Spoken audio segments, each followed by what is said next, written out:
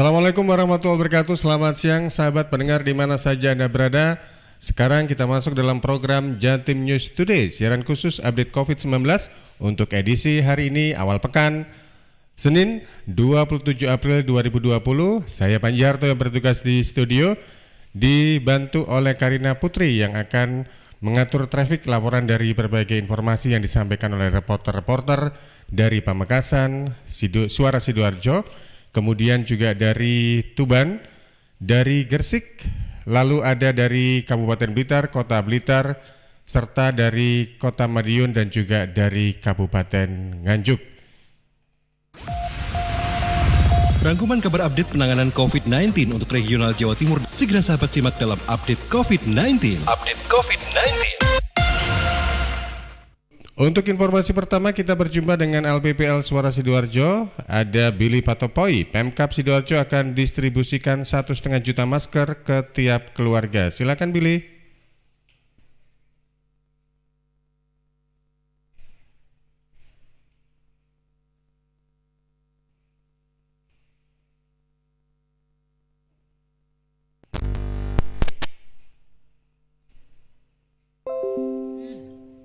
Sahabat pendengar Jawa Timur, Kabupaten Sidoarjo menerima bantuan 1,5 juta masker medis pengusaha dan merupakan terobosan dari Polresta Sidoarjo. Bantuan masker ini diterima Nur Ahmad Saifuddin atau Cak Nur, Wakil Bupati Sidoarjo, yang juga Ketua Gugus Tugas Penanganan COVID-19, didampingi Kombes Pol Sumarji, Kapolresta Sidoarjo, di lapangan tenis indoor pada Sabtu sore kemarin. Cak Nur mengapresiasi para pengusaha atas bantuan masker medis ini. Rencananya bantuan akan didistribusikan pada hari Senin ke seluruh desa yang ada di Sidoarjo. Dipastikan setiap rumah tangga akan mendapatkan masker ini, dan mudah-mudahan pada hari Selasa saat penerapan pembatasan sosial berskala besar atau PSBB tidak ada alasan tidak menggunakan masker. Jika pengusaha atau pedagang dalam masa PSBB ada yang tidak menggunakan masker, maka akan diperintahkan para aparat untuk menutup, dan jika masyarakat biasa akan dipaksa untuk pulang. Sementara Kapolresta juga menegaskan dalam penerapan PSBB ada penerapan jam malam dan pembatasan dalam penggunaan kendaraan baik roda 2 maupun roda 4. Untuk kendaraan roda 2 yang boleh bermoceng adalah satu keluarga, dan pengendara ojol atau ojek online diperbolehkan beroperasi dengan hanya mengantarkan barang. Untuk yang masih ngeyel keluar rumah di atas jam 9 akan diberikan sanksi lisan, kemudian sanksi tertulis jika diulangi. Demikian saya Billy Patopoi melaporkan untuk Jatim News Today. Masih dari LPPL Suara Sidoarjo, sekarang kita ke Ramadan Eka Putra. Polresta Sidoarjo kerahkan ribuan personil dalam pelaksanaan pembatasan sosial berskala besar. Silakan Rama.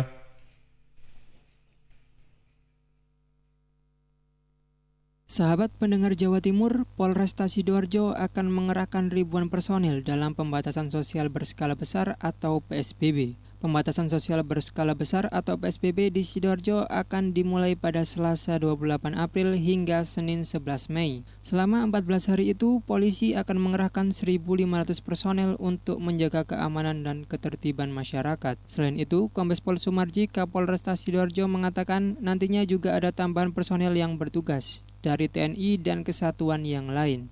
Selain itu, polisi juga telah mendirikan 3 pos checkpoint di daerah perbatasan, seperti di perbatasan antara Sidoarjo dan Mojokerto di Tarik, perbatasan Sidoarjo Pasuruan di Porong, dan perbatasan Sidoarjo Surabaya di Waru. Dalam PSBB ada ketentuan bahwa setiap pengendara wajib menggunakan masker. Apabila melanggar, yang pertama akan dilakukan adalah memberi teguran dan diberikan masker. Namun, apabila mengulangi tidak memakai masker, maka akan ditindak tegas. Saat berlangsungnya PSBB juga akan diberlakukan jam malam, mulai dari jam 9 malam hingga jam 4 dini hari. Yang dibatasi hanyalah pergerakan orang, sementara pergerakan barang yang berkaitan dengan perekonomian tetap akan diizinkan. Untuk update sebaran COVID-19 di Kabupaten Sidoarjo pada Minggu 26 April, terdapat 662 ODP, 172 PDP, dan 80 orang dinyatakan confirm positif corona. Sementara pasien positif yang meninggal sebanyak 11 orang dan yang sembuh sebanyak 7 orang. Demikian saya Ramadan Eka melaporkan untuk Jatim News Today. Anda masih mendengar program Jatim News Today, siaran khusus update COVID-19 yang juga disiarkan secara serentak di LPPL Pamekasan, LPPL Suara Sidoarjo, LPPL Suara Gresik, LPPL Pradia Suara Tuban, LPPL Mardika Kota Blitar, LPPL Persada Kabupaten Blitar, LPPL Ersal Nganjuk, dan LPPL Suara Kota Madiun. Sekarang kita bergerak menuju ke Mahardika Kota Blitar. Ada Ica Puspita. Selama April 2020, Pemkot Blitar mencatat ada 1.600 pemudik tiba di Kota Blitar. Silakan Ica. Selama rentang waktu 1 hingga 24 April 2020, Pemkot Blitar mencatat ada 1.615 pemudik yang masuk ke Kota Blitar. Para pemudik ini terdata di pos terpadu terminal dan stasiun serta di setiap kecamatan di Kota Blitar. Demikian disampaikan Hakim Sisworo, Sekretaris Gugus Tugas Percepatan Penanganan COVID-19 Kota Blitar. Hakim mengatakan jumlah pemudik yang datang lewat terminal dan stasiun sebanyak 1.176 orang, dengan rincian pemudik lewat terminal 219 orang dan pemudik lewat stasiun 957 orang. Sedangkan jumlah pemudik yang terdata di 3 kecamatan di Kota Blitar sebanyak 439 orang. Di antaranya Kecamatan Sananwetan 106 orang, Kecamatan Sukorejo ada 127 orang, dan Kecamatan Kepanjen Kidul ada 206 orang. Pemudik yang terdata di kecamatan ini datang menggunakan kendaraan pribadi maupun travel dan langsung melapor ke RT RW dan diteruskan ke kelurahan lalu kecamatan. Hakim menegaskan para pemudik yang datang di Kota Blitar tetap menjalani protokol pencegahan penyebaran COVID-19, mulai dari pemeriksaan kesehatan dan harus isolasi diri. Sebagian pemudik harus menjalani isolasi di tempat karantina di Rusun Yonif 511 dan sebagian lagi menjalani isolasi mandiri di rumah masing-masing. Saat ini jumlah pemudik yang menjalani isolasi di rumah karantina sebanyak 36 orang. Sebagian merupakan tenaga kerja Indonesia TKI yang baru pulang kampung. Ica Puspita, Mahardika FM untuk Jatim News. Dari Ica Puspita masih bersama sahabat-sahabat dari LPPL Mardika Kota Blitar. Sekarang kita ke Kirana Nisa. Pemkot Blitar arahkan penggunaan dana kelurahan untuk pemulihan perekonomian akibat wabah COVID-19. Silakan Mita. Tahun ini pemerintah Kota Blitar masih mendapatkan jatah dana kelurahan dari pemerintah pusat untuk mendukung pembangunan dan pemberdayaan masyarakat di tingkat kelurahan. Rencananya pemanfaatan dana kelurahan untuk tahun ini difokuskan pada pemulihan perekonomian masyarakat pasca wabah COVID-19. Widodo Sabtono Johannes mengatakan, meskipun pemerintah melakukan pemangkasan anggaran, namun dana kelurahan masih akan tetap dicairkan untuk memaksimalkan pemberdayaan masyarakat kelurahan. Widodo menyebut pemanfaatan dana kelurahan masih sama dengan tahun-tahun sebelumnya, beberapa persen untuk mendukung sarana pendukung masyarakat dan beberapa lainnya untuk meningkatkan kemampuan SDM. Namun melihat kondisi saat ini, Widodo menegaskan dana kelurahan akan difokuskan untuk pemulihan perekonomian warga yang terdampak wabah COVID-19 bisa melalui pelatihan ekonomi produktif dan lain sebagainya. Widodo menambahkan pemanfaatan dana kelurahan saat ini belum berjalan karena masih menunggu instruksi dari pusat. Pihaknya memprediksi pemanfaatan dana kelurahan berlangsung jika pandemi COVID-19 sudah usai. Jadi redesign untuk bentuk programnya, redesign. Artinya kalau dulu ada pembangunan, terus kemudian selain untuk fisik itu yang pola padat karya tadi itu, juga ini untuk pelatihan ekonomi produktif. Sementara itu sobat, seperti sebelumnya, dana kelurahan yang diterima pemerintah Kota Blitar sebesar 7,4 miliar rupiah. Berdasarkan arahan Mendagri, dana tersebut akan dipangkas 10% untuk pemulihan COVID-19. Kirana Nisa, Mahardika FM. Dari Kirana Nisa, Mardika Kota Blitar, sekarang kita bergerak menuju ke Kota Madiun. Sudah ada reporter Amanda dari LPPL Suara Madiun. 27 tim gugus tugas COVID-19 Kota Madiun tindak tegas pelanggar aturan melalui razia malam. Silakan Amanda. Tim gugus tugas penanggulangan COVID-19 Kota Madiun terus berupaya menekan penyebaran virus corona di Kota Pendekar. Salah satunya dengan memberikan sanksi tegas kepada masyarakat yang masih melanggar aturan physical distancing dan social distancing, yakni kembali melaksanakan razia malam bagi warga maupun PKL yang telah melanggar aturan, seperti tidak mengenakan masker, tidak menjaga jarak aman, dan tetap menyediakan kursi bagi pengunjung. Tindakan tegas dilakukan petugas dengan memberikan hukuman kepada pelanggar, mulai hukuman push-up hingga penyitaan KTP dan kursi lapak. Kegiatan razia ini akan terus dilakukan hingga tidak ada pelanggar di Kota Madiun. Hal ini sebagai upaya Pemkot Madiun untuk mempertahankan zero positif COVID-19 di wilayahnya.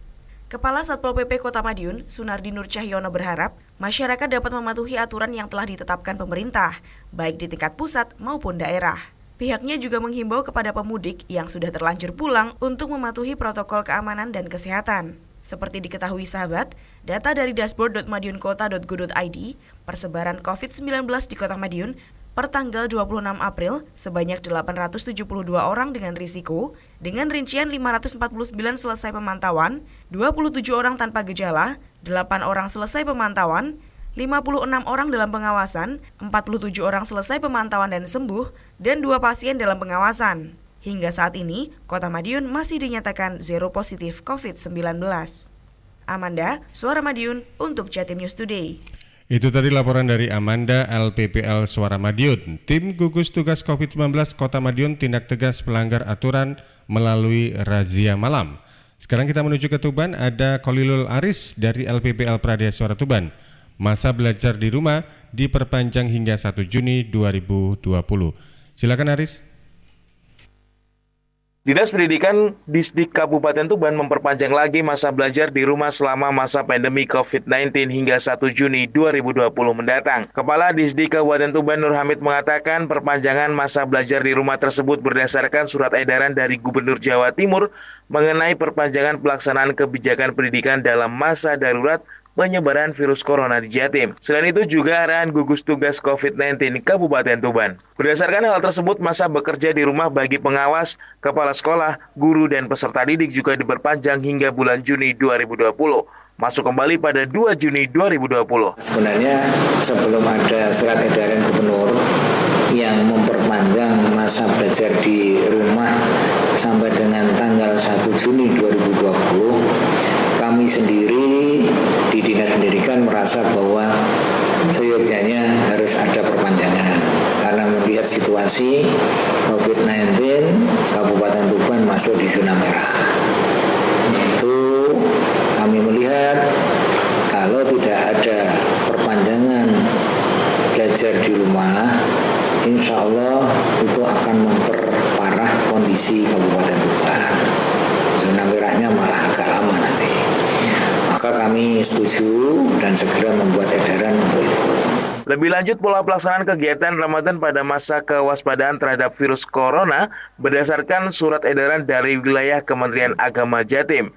Ada beberapa ragam di antaranya, luring di mana peserta didik melakukan kegiatan Ramadan di rumah dengan pemantauan buku.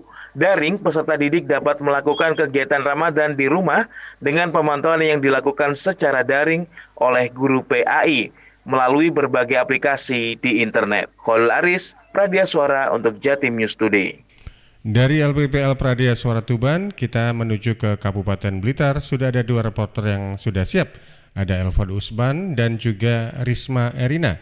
Kita ke Elfos Usman terlebih dahulu dari LPPL Persada Kabupaten Blitar. Lebih dari sepekan menggelar operasi wilayah Satpol PP Kabupaten Blitar, berharap masyarakat tetap memperhatikan physical distancing. Silakan Elfos. Pemerintah Kabupaten Blitar melalui Satuan Polisi Pamong Praja atau Satpol PP telah menggelar operasi gabungan lebih dari sepekan terakhir di seluruh wilayah setempat guna memastikan penerapan physical distancing berjalan lancar. Operasi berskala besar ini melibatkan petugas lintas sektoral, yaitu Kepolisian, TNI, Batalion 511, Dinas Kesehatan, dan Dinas Perhubungan. Menurut Kepala Satpol PP Kabupaten Blitar, Rustin Tri Setiobudi, selama pelaksanaan operasi kesadaran masyarakat mengenai anjuran protokol kesadaran COVID-19 di wilayahnya sudah optimal, tetapi harus ditingkatkan ke depannya. Ia menyebut sejauh ini peran masyarakat dalam memerangi peredaran virus corona sangat bagus daripada sebelumnya. Dalam artian penjagaan setiap wilayah mulai diperketat apalagi menghadapi momentum Ramadan dan Lebaran 2020. Rustin berharap kepada seluruh masyarakat agar tetap memperhatikan dan tertib melaksanakan physical distancing demi memutus mata rantai penyebaran corona. Elfos Usman, Radio Persada FM Blitar. Sekarang kita menuju ke Risma Erina, masih dari LPPL Persada Kabupaten Blitar, cabang Dinas Pendidikan Wilayah Blitar Raya, minta pelajar tak gelar kegiatan buka puasa bersama selama waspada corona. Silakan Risma.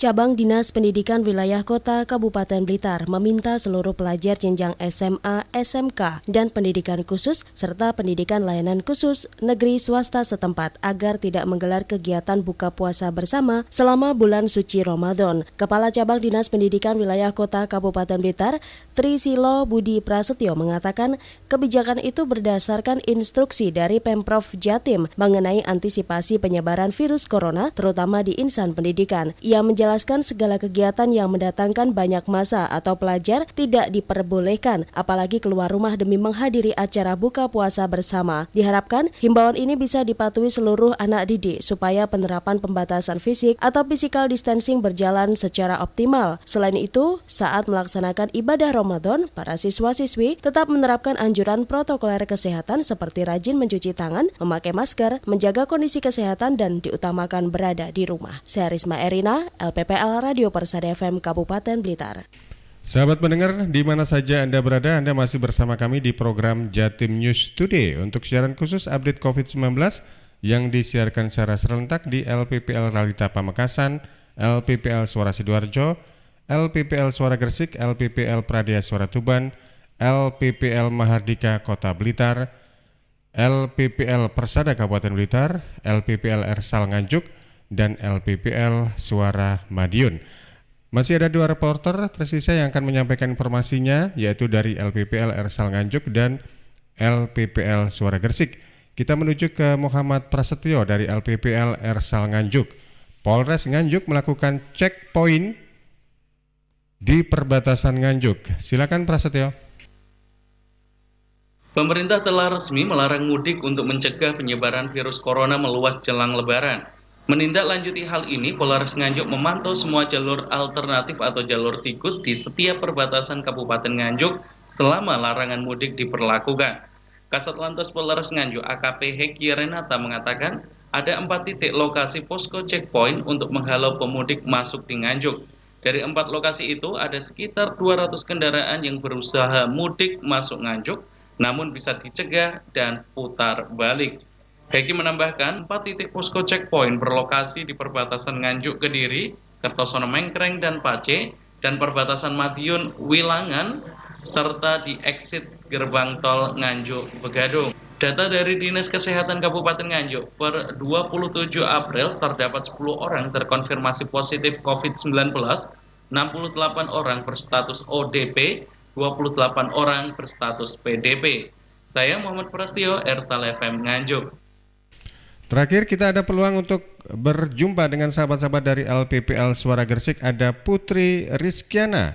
Jelang PSBB Desa Sigoromadu Gresik bagikan sembako untuk membantu kebutuhan bahan pokok warganya. Silakan Putri. Sehubungan dengan update COVID-19 di Kabupaten Gresik, per Minggu 26 April 2020, jumlah ODP sebanyak 1.093 orang. Kemudian 130 pasien dalam pemantauan serta 22 pasien yang terkonfirmasi positif COVID-19. Menjelang PSBB di Kabupaten Gresik, Desa Segoromadu membagikan sembako ke setiap warganya yang terdiri dari beras, mie instan, minyak goreng, dan juga gula. Dari pembagian sembako, masyarakat Desa Segoromadu mendapatkannya secara merata. Salah satu masyarakat Desa Segoromadu mengatakan bahwa dirinya merasa terbantu dari adanya bantuan desa yang berupa bahan pokok karena dapat mengurangi pengeluaran dan lebih hemat selama pandemi COVID-19. Mengingat banyaknya warga desa yang bekerja sebagai buruh pabrik, membuat banyaknya warga yang dirumahkan hingga di PHK menjadi kesulitan dalam mencari pekerjaan. Sehingga dengan adanya pembagian sembako dari desa dapat sedikit membantu kebutuhan pokok warga setempat. Harapannya semoga COVID-19 cepat berakhir dan masyarakat tidak perlu lagi kesulitan dalam beraktivitas. Putri Rizkiana melaporkan dari Suara Gresik untuk Jatim News Today. 10 reporter sudah hadir dalam program Jatim News Today untuk siaran khusus update COVID-19. Anda bisa ikuti program Jatim News Today siaran khusus update COVID-19 ini setiap hari Senin sampai Sabtu mulai jam 11:05 waktu Indonesia bagian Barat. Akhirnya mewakili kerabat yang bertugas, saya Panji Harto mengucapkan terima kasih. Jangan lupa untuk selalu ikuti anjuran, patuhi dari instruksi pemerintah, yakni untuk selalu cuci tangan, memakai masker, dan juga jaga jarak. Selamat menjalankan ibadah puasa. Selamat siang. Sampai jumpa. Assalamualaikum warahmatullahi wabarakatuh. Perkembangan penanganan COVID-19 untuk wilayah regional Jawa Timur sudah sahabat simak dalam update COVID-19. Update COVID-19 bisa sahabat simak Senin sampai Sabtu jam 11 siang. Persembahan dari Asosiasi Lembaga Penyiaran Publik Lokal Jawa Timur.